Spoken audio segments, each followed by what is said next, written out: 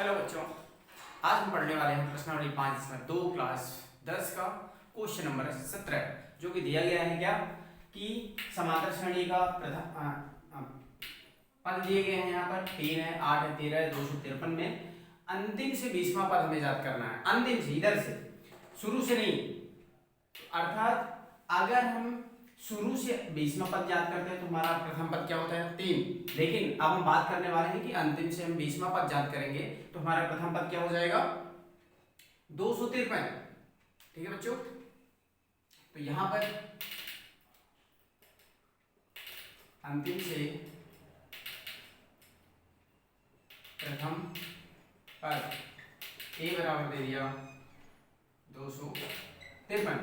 जबकि अगर हमें अंतिम से बोलता है कि हमें क्या निकालना है, कोई भी पद निकालना है, तो जहां पर हमारा सार्वंतर है जो शुरू से निकालते इधर से a1 a2 में से हम a2 को घटाते हैं तो जो सार्वंतर मिलता है, अगर हमें वही अंतिम से पद निकालना हो तो हम क्या कर देंगे -d ले लेंगे। कैसे? जैसे यहाँ पर हमारा d बराबर होगा a2 माइनस a1 बराबर 8 माइनस 3 बराबर 5। लेकिन जैसे ही हम कहाँ से निकालेंगे 20वां पद पीछे साइड से, मतलब अंतिम से, तो हमारा जो d है अंतिम से अगर d निकालते हैं तो -d की जगह पर हम -d ले लेंगे। ठीक है बच्चों, तो यहाँ पर जो d है हमारा क्या हो जाएगा -d हो जाएगा, अर्थात -5। d बराबर क्या आ गया -5 आ जाएगा। अगर हम शुरू से इस साइड से, जो लेफ्ट साइड से हम 20वां पद याद करते हैं तो हमारा जो d है वो सेम रहता है। क्या रहता है? सेम रहता है। लेकिन हम क्या याद कर रहे हैं, अंतिम से 20वां पद याद कर रहे हैं, अर्थात हमारा जो d है उसका साइन क्या हो जाएगा, चेंज हो जाएगा। अब हम याद करते हैं a20 बराबर an बराबर हमारा जो सूत्र है वो लिख लेते हैं a plus n minus 1 into D, जहां पर n बराबर हमारा कितना दे दिया है 20 दिया है, n बराबर 20। तो अब a20 निकाल लेते हैं हम। a हमारा दिया है 253 प्लस 20 माइनस 1 इंटू -5 बराबर 253 धन 19 गुणे -5, 253 माइनस 95, 19 और -5 का गुणा करेंगे तो आएगा 19 × 95। अब हम 253 में से 95 घटा देते हैं तो 13 में 5 चले गए तो 8, ये हमारा क्या हो गया 4, 14 में 9 चले गए तो 5 और ये क्या हो गया 1। इस तरह से 158 बच गया है a20। अंतिम से अगर हमें 20वां पद याद करना था इस क्वेश्चन में तो आंसर क्या आ गया है 158। तो इसमें सिर्फ एक बात ध्यान में रखनी है कि जो हमारा, अगर हम शुरू से निकालते हैं तो हमारा तो सभी सेम रहेगा, जब हम अंतिम से निकालते हैं तो हमारा प्रथम पद क्या हो जाएगा a हो जाएगा, जबकि हमारा जो d है उसको हम माइनस में ले लेंगे और इस तरह से फिर हमारा पूरा काम सेम रहेगा और उसी तरह से हम इसका जांच करेंगे जिस तरह से शुरू से जांच करते हैं। बच्चों, अब हम बात करते हैं प्रश्न क्रमांक 18 का, जो दिया गया है कि किसी समांतर श्रेणी के चौथे और 8वें पदों का योग 24 है तथा 6वें और 10वें पदों का योग दिया है 44 है। तो इस समांतर श्रेणी के प्रथम 3 पद हमें याद करने हैं।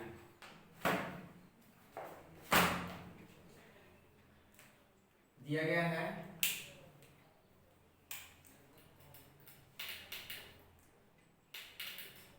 एपी के चौथे और 8वें पदों के योग।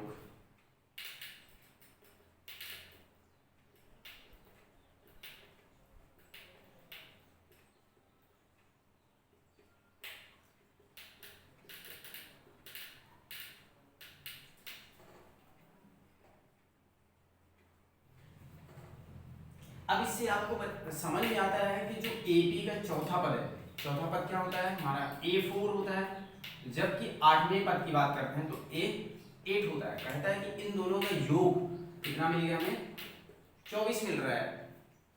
अब A4 के बारे में हमें पता है कि A4 का मान कितना होता है, A + 3D plus A + 7D बराबर 24 है। हम इसको सरल कर लेते हैं तो A + A 2A + 3D 7D 10D हो गया बराबर 24। अब बच्चों एक बात और यहाँ पे दिख रही है कि यहाँ से दो सभी पदों में से कॉमन लिया जा सकता है, तो हम कॉमन ले लेते हैं। दो बाहर निकल गया तो बच गया इस पद से A, धन यहाँ से निकल गया 5D बच गया बराबर 24। अब दो का गुणा है इधर, हम उसको क्या कर देते हैं पक्षांतरण, तो A + 5D बराबर 24/2, तो A + 5D बराबर 12, समीकरण 1। बच्चों देखो इसमें बताया था ना कि चौथे और 8वें पदों का योग जो दिया है वो 24 है। इसी तरह से इसका दूसरा भाग है, इसका दूसरा भाग में कहता है कि एपी के 6वें और 10वें पद का योग, 6वें पद एवं 10वें पद का योग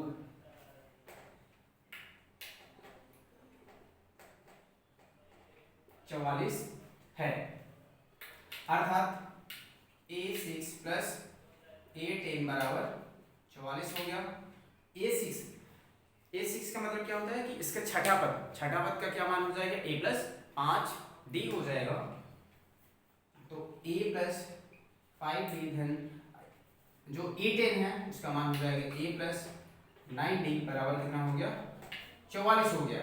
तो यहाँ से हम देख लेते हैं कि ये जो 2A है, A + A कितना हो गया 2A + 9 और 5 14D हो गया बराबर कितना हो गया 44। अब यहाँ से हम 2 फिर से कॉमन ले लेते हैं। जैसे ही कॉमन लेते हैं तो क्या हो जाएगा बच्चों, 2 कॉमन लिया तो बचा A और धन 7D बराबर 44। जैसे हम इस 2 का पक्षांतरण करते हैं तो क्या हो जाएगा, A + 7D बराबर 44 भागे 2 बराबर 22, तो A + 7D = 22, समीकरण 2। यहाँ से हमें दो समीकरण मिल गए हैं, समीकरण 1 और समीकरण 2। तो इन दोनों को हम विलोपन विधि से हल कर सकते हैं या तो प्रतिस्थापन विधि से हल कर सकते हैं, वो हम फ्री हैं। तो हम यहाँ पर क्या यूज करते हैं, विलोपन विधि का उपयोग करते हैं। समीकरण 1 समीकरण 2 माइनस समीकरण 1, 2 में से इस वाले समीकरण में से हम इसको घटा रहे हैं तो क्या हो जाएगा बच्चों, A + 7D बराबर 22, A + 5D बराबर 12। अब यहाँ से भी क्या करना है, घटा देना है तीनों को, तो हमारा यहाँ पर आ जाएगा, ये कट गया तो बचेगा कितना यहाँ से 2D बराबर 22 में 12 चले गए तो हमारा बचा 10, तो D बराबर आ गया 5। अब इस D का मान किसी भी समीकरण 1 में हम रख सकते हैं, तो यहाँ पे जगह की कमी है तो यहाँ पे हम मिटा देते हैं इसको। समीकरण बस बचा के रखना है अपने को, क्योंकि समीकरण में ही D का मान रखना है। तो D का मान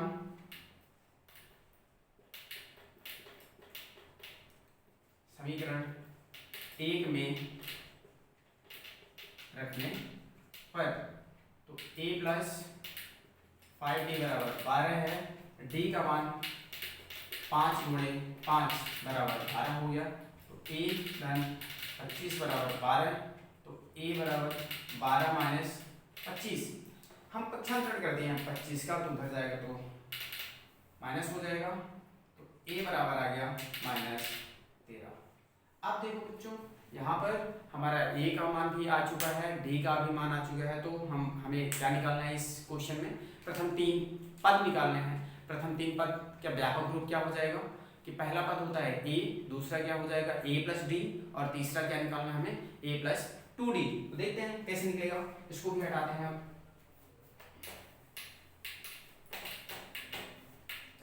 a1 बराबर ए होता है तो -13, प्रथम पद हमें मिल गया -13।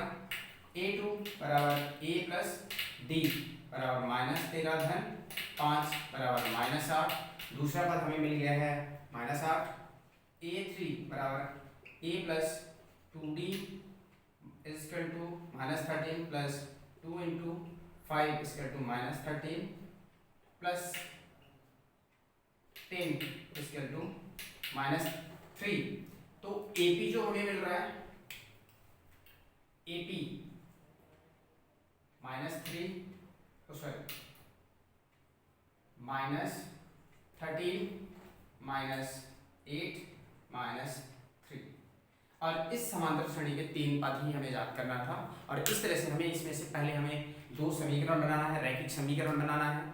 2 रैखिक समीकरण बनने के बाद हम विलोपन विधि का प्रयोग करेंगे। विलोपन विधि में से हमें या तो a का मान निकलेगा या तो d का मान निकल आएगा। जैसे d या a का मान निकलेंगे तो किसी भी समीकरण में हम रख देंगे उसको, और फिर वहां से दूसरे चर का मान निकलेगा, और इस तरह से हम इस क्वेश्चन को सॉल्व करेंगे।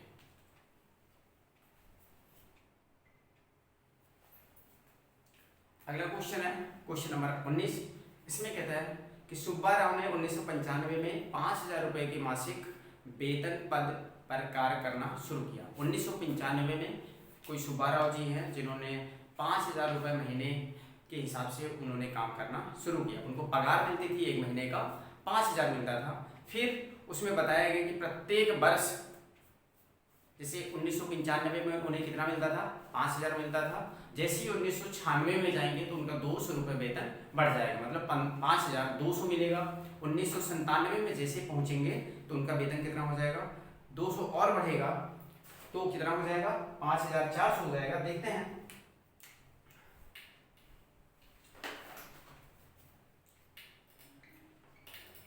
1995 में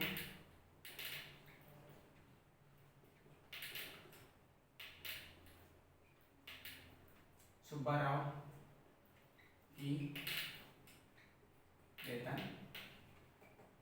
5,000 रुपए थी। उनको पर क्या कहते हैं कि मासिक वेतन उनका कितना हो गया था 5,000, मतलब एक महीने में उन्हें 5,000 रुपए मिल रहा था। लेकिन उसने बोला था कि हर एक साल, जैसे एक साल 12 महीने कंप्लीट होंगे तो हम 200 रुपये वेतन बढ़ा देंगे। तो जैसे ही 1996 में पहुंचते हैं सुब्बा राव, तो इनका वेतन कितना हो जाता है 200 रुपये बढ़ जाते हैं महीने का। तो महीने का वेतन कितना हो गया 5,200 हो गया। 1997 में पहुंचेंगे तो फिर से इनका वेतन क्या हो जाएगा 200 बढ़ेगा, तो यहाँ पर कितना हो जाएगा इनका 200 बढ़ने के बाद, जैसे हमारा पहला वेतन कितना था 5,000 था पहले साल का, फिर दूसरे साल हमारा 200 रुपये बढ़ा तो हमारा कितना हो गया 5200 रुपये हो गया। तीसरे साल फिर से 200 रुपये बढ़ रहा तो हमारा वेतन कितना हो जाएगा 5,400 रुपये। अर्थात जो एपी बनेगा 5,000, 5,200, 5,400 डैश। और इसमें कहते हैं कि वो उनको किस वर्ष में उनका जो वेतन है वो कितना हो जाएगा 7,000 हो जाएगा। लास्ट वेतन उनका है कि वो 7,000 रुपये पाने लगेंगे अंतिम वेतन। तो कौन सी ईयर में, जैसे हम बात कर रहे थे 95 में उनका वेतन था 5,000 था, अब कौन से साल में उनका वेतन कितना हो जाएगा 7,000 हो जाएगा। ठीक है, तो हमें यहाँ पे यन निकालना पड़ेगा कि कितने साल बाद उनका वेतन 7,000 हो रहा है। देखते हैं, तो ए बराबर 5,000, जबकि डी बराबर 500 माइनस 5,000 बराबर 200। इनका जो वेतन था, वेतन जो मिल रहा था इनको, तो इनका जो डी निकल गया है वो क्या है 200। हम मानते हैं कि इनका जो वेतन है ना 7,000 91 साल में मिलने लगेगा इनको, माना एनवें साल में वेतन 7,000 हो जाएगा।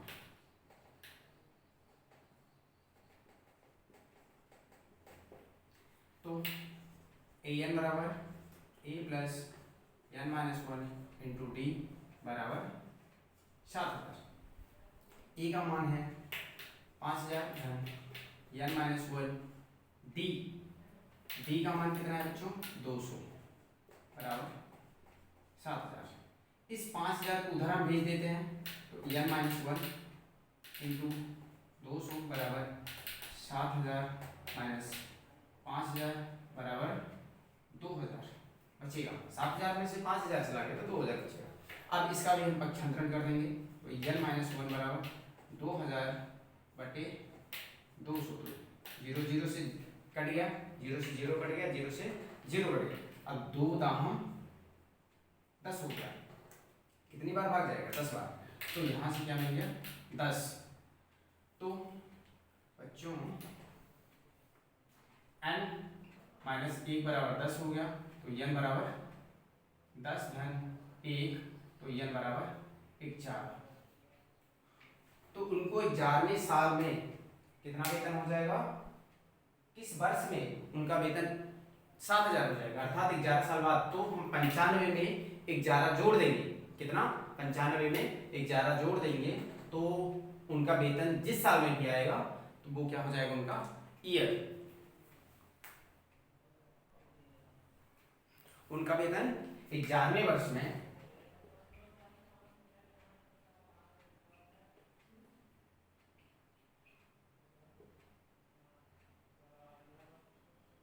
हो जाएगा,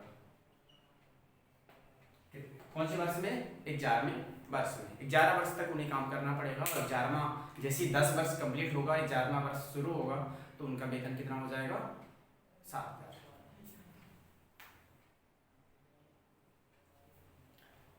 इस प्रश्नावली का अंतिम क्वेश्चन है 20वां प्रश्न है।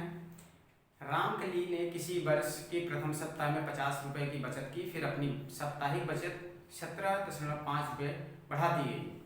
क्या कहती है कि जो पहले सप्ताह का उसका वेतन था, जो बचत थी वो 50 रुपये थी, फिर हर एक सप्ताह उसने 17.5 रुपये एक्स्ट्रा बचाने लगी। पहले सप्ताह में 50 रुपये बचाई, फिर दूसरे सप्ताह में क्या हो गया, उसको जो 50 रुपये था उसको बढ़ाकर उसने 17.5 रुपये बढ़ा दिया, तो कितना हो गया 67.50 पैसे हो गए, 67.50 रुपये हो गए।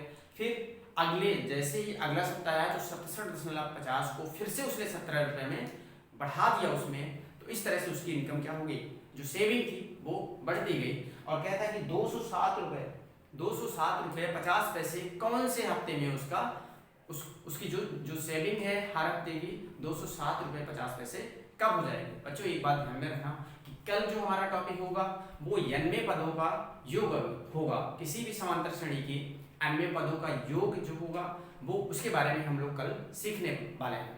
तो देखते हैं इसका कि रामकली ने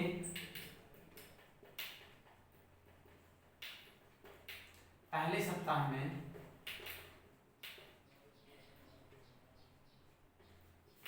50 रुपए बचाए,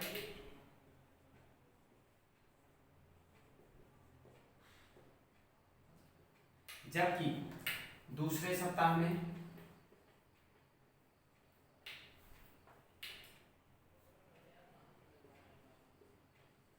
देखो बच्चों, उसने पहले सप्ताह में कितना बचा लिया 50 रुपए, दूसरे सप्ताह में कहते हैं कि हमने 50, जैसे हमने पहले सप्ताह में 10 रुपए जमा किया, दूसरे सप्ताह में हम 5 रुपए दूसरे सप्ताह से 5 रुपए जोड़ने लगेंगे। तो पहले सप्ताह में अगर हमने 10 रुपए बचाया तो दूसरे सप्ताह में 15 हो जाएगा, तीसरे में फिर से हम 5 रुपए जोड़ेंगे तो तीसरे सप्ताह की हमारी जो बचत होगी वो क्या हो जाएगी 20 रुपए हो जाएगी। इस तरह से इनका जो रामकली है इनका बचत क्या हो जाएगा, पहले सप्ताह में तो 50 है, दूसरे सप्ताह में हो जाएगी रुपए 67.50, तीसरे सप्ताह में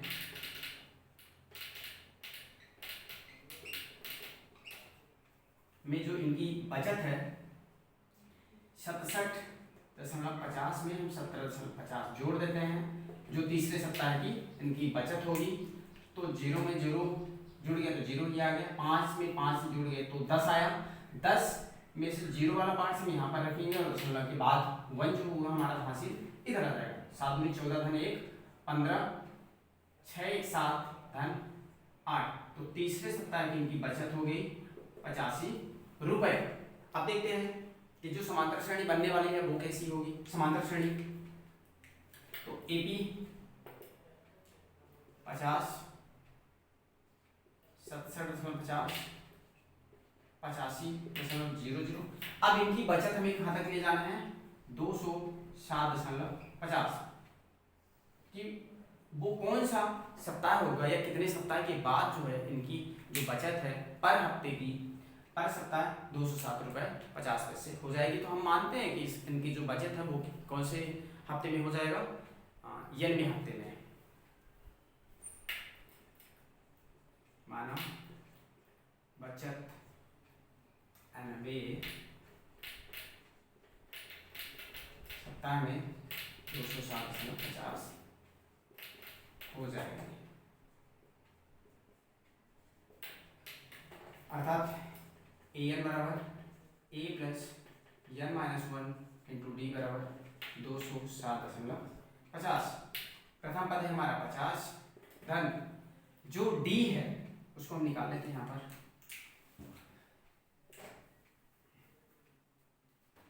D A2 माइनस A1 तो 67.50 माइनस 50 बराबर 70.50।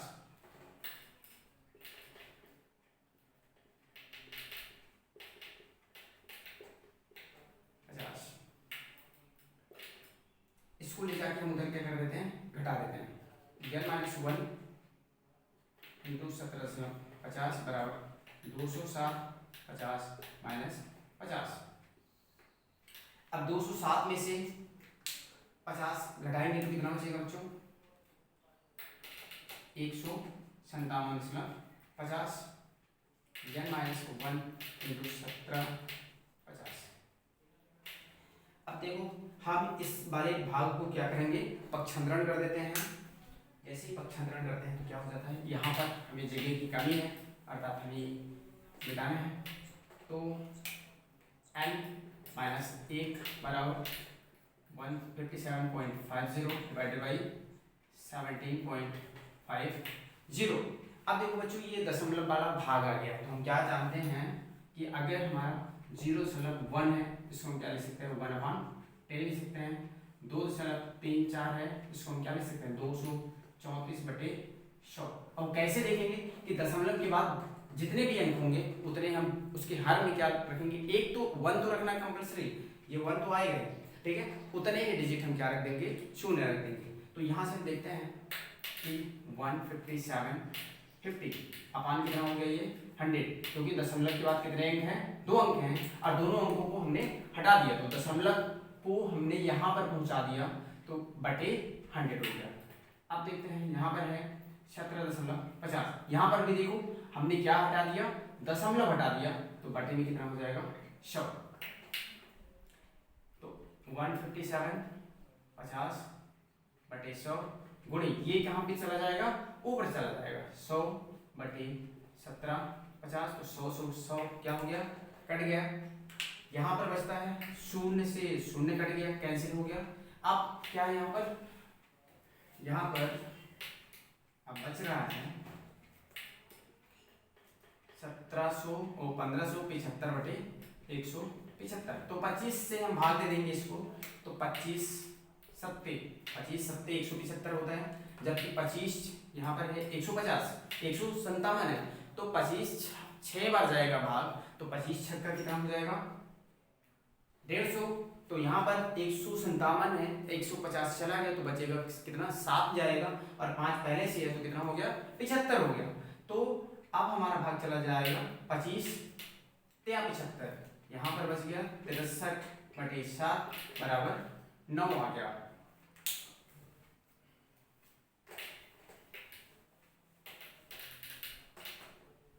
तो n-1 बराबर 9, n बराबर 9 धन 1 तो n बराबर 10। मतलब जो रामकली की बचत है वो 10वें सप्ताह में कितनी हो जाएगी बच्चों? 207.50 रुपये। ऐसे ही कल का वीडियो देखना मत भूलो आप लोग, है ना। कल का हमारा जो टॉपिक है वो है समांतर श्रेणी का, किसी भी समांतर श्रेणी के प्रथम n पदों का योग कैसे ज्ञात करेंगे, उसका पहले हमें इंट्रोडक्शन होने वाला है। इसके बाद जो एक्सरसाइज होगी 5.3 उसके बारे में हम लोग डिटेल से पढ़ेंगे। धन्यवाद।